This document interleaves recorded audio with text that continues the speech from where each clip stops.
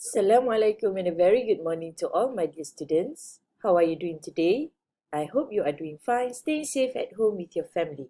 So welcome to the English online lesson with Teacher EU.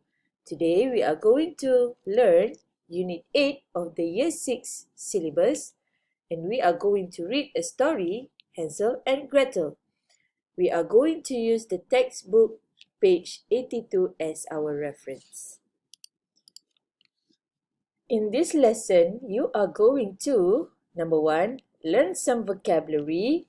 2, listen and read to a story. 3, learn about setting, characters and plot. Now let's go to the lesson for the day. Today we are going to read a fairy tale. The title is Hansel and Gretel. This story is taken from your English Year 6 textbooks, page 82. Okay, now let's read. Once upon a time, there lived a very poor woodcutter, his wife, and his 2 children, Hansel and Gretel. They live in a tiny cottage at the end of the village. So once upon a time, pada zaman dahulu, there lived a very poor woodcutter. Okay, ada seorang poor, miskin, woodcutter yang miskin. Woodcutter maksud dia pemotong kayu, tukang kayu. His wife, isteri dia, and his 2 children, dan 2 orang anak dia, Hansel and Gretel. The boy is Hansel, the girl is Gretel. They live in a tiny cottage. Okay, tiny cottage means pondok kecil at the end of the village, dekat hujung kampung. One evening, Hansel and Gretel overheard their father and stepmother arguing. "We don't have enough food to eat. Soon we will all starve," said the stepmother. "You're right, but I don't know what to do," their father answered. "I have a plan," said their stepmother. "We have to leave the children in the forest. This is the only way to save on food." Finally, after much argument, the father reluctantly agreed. Hansel went to bed with a heavy heart. Okay, so one evening, Hansel and Gretel overheard. Hansel and Gretel terdengar ayah dengan stepmother, mak tiri dia, arguing, bertengkar. Okay, "We don't have enough food to eat." Kita tak ada makanan yang cukup untuk makan. "Soon we all will starve." Lama-lama nanti semua kita akan kelaparan. Stepmother dia cakap, mak tiri dia cakap. "You are right, betul. But I don't know what to do." Tapi saya tak tahu nak buat apa. Yang dia kata dia tak tahu nak buat apa. "I have a plan." Mak tiri dia cakap, saya ada idea, saya ada plan. "We have to leave the children in the forest. This is the only way to save on food." Kita tinggalkan anak-anak kita dekat forest, dekat dalam hutan. This is the only way. Ini satu-satunya cara untuk jimatkan food, untuk jimatkan makanan. Finally, akhirnya, after much argument, selepas dah banyak kali bertengkar, the father reluctantly, dengan berat hati, ayah dia agreed, setuju. Hansel went to bed with a heavy heart. So Hansel yang terdengar ni tadi, okay, dia pergi tidur tapi hati dia sedih, heavy heart.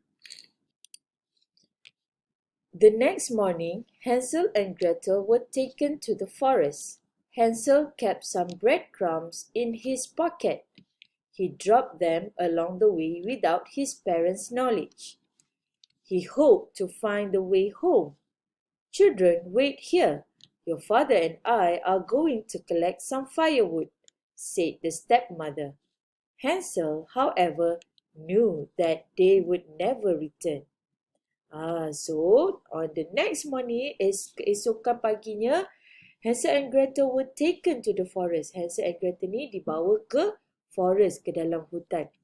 Hansel kept some breadcrumbs. Hansel simpan breadcrumbs, serbuk roti, in his pocket, dalam poket dia.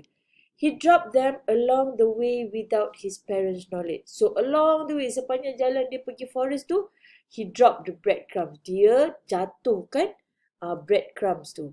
Now, why do you think he did that? Kenapa awak rasa dia buat macam tu? He hoped to find his way home. Dia harap boleh jumpa jalan pulang ke rumah. Children, wait here. Your father and I are going to collect some firewood. Anak-anak, tunggu dekat sini. Ayah dengan ibu nak pergi cari firewood, nak pergi cari kayu api, said the stepmother. Hansel, however, walau bagaimanapun, Hansel knew that they would never return. Hansel tahu mereka tak akan pulang. Okay, so that is the story of Hansel and Gretel. Okay, so now let's answer some questions. Question number 1. Why did Hansel drop the breadcrumbs? Why? Kenapa Hansel jatuhkan breadcrumbs tu? So, why do you think he did that? Kenapa awak rasa dia buat macam tu? Okay, this is the one of the possible answer. He dropped the breadcrumbs to show the return path. Untuk menunjukkan jalan pulang. Okay, return path maksudnya jalan pulang. Okay, question number 2. Do you think Hansel is intelligent? Why? Awak rasa Hansel ni intelligent. Intelligent means clever. Dia pandai tak? Why? Kenapa? Okay, this is my answer. Okay, ini jawapan teacher. Okay, this is one of the possible answers. Yes, it is because he has thought a way to avoid them from getting lost. Okay, so I think that Hansel intelligent because he has thought a way. Dia dah fikir cara untuk mengelak daripada sesat. Okay? Alright, so now we are going to look at a setting, characters, and plot of the story. A story has a setting, characters, and a plot. Setting. It shows the place and time a story takes place. Okay, setting dia menunjukkan masa dan tempat cerita tu. So tadi Hansel and Gretel, what do you think the setting is? Characters. Characters can be people, animal, or figures in a story.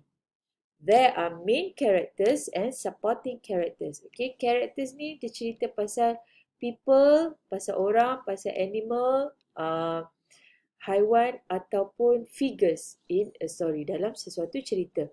There are main character. Main character means watak utama. And supporting characters. Okay, watak sampingan. Okay, characters maksud dia watak. Okay, thirdly we have plot. Plot is the events that happen at the beginning, in the middle, and at the end of the story. Okay, plot ni dia cerita apa yang berlaku dekat beginning, dekat awal-awal cerita, in the middle, di tengah-tengah cerita, and at the end of the story, dekat hujung cerita tu. Okay, so that is the plot. So setting, characters, and plot. Okay, so now boys and girls, let's go for the task of today. Based on the story Hansel and Gretel, complete the table.